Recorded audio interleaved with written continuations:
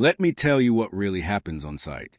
Pressure thickness might be perfect, but the vessel still develops leaks, cracks, or alignment issues because of supports and external loads. So in Episode 7, we'll understand supports like a real EPC engineer, saddles, base plates, anchors, transportation loads, and how piping loads hit nozzles.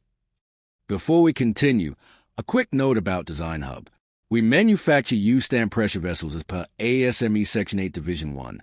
From design calculations and GA drawings to fabrication, NDE, and hydro tests, along with a complete audit-ready MDR dossier.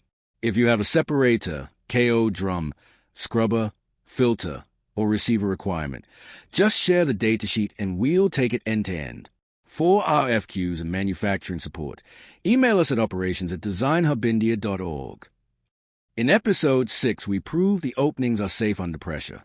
Now we move into what makes you job ready, how vessels behave in real plants, standing on saddles, pulled by piping, and shaken by vibration.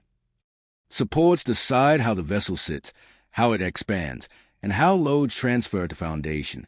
A bad support concept causes rework, piping mismatch, and long-term fatigue. So supports must be designed, not guessed. We choose support type based on vessel orientation and how the plant expected to behave. Horizontal vessels mostly use saddles.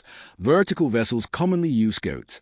Smaller vertical drums may use legs or lugs. A saddle's job is to spread the vessel weight so the shell doesn't get crushed or bent at one line.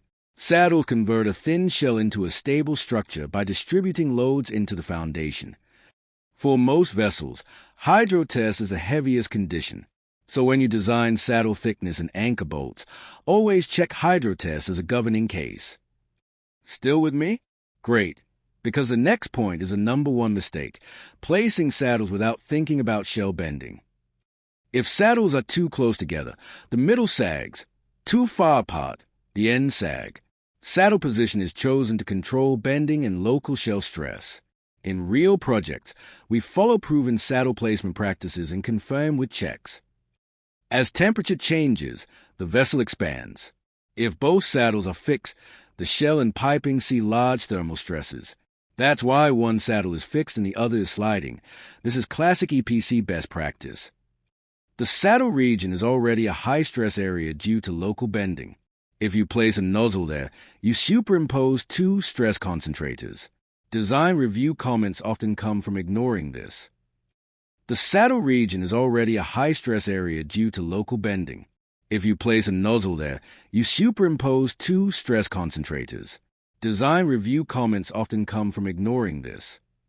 For vertical vessels, the skirt is the most stable support type and handles wind as seismic very well. Legs are used for small lightweight drums. Lugs are common for modular skids and lifting arrangements. In Part B, we connect supports with nozzle loads and piping stress, the exact step where real EPC coordination happens.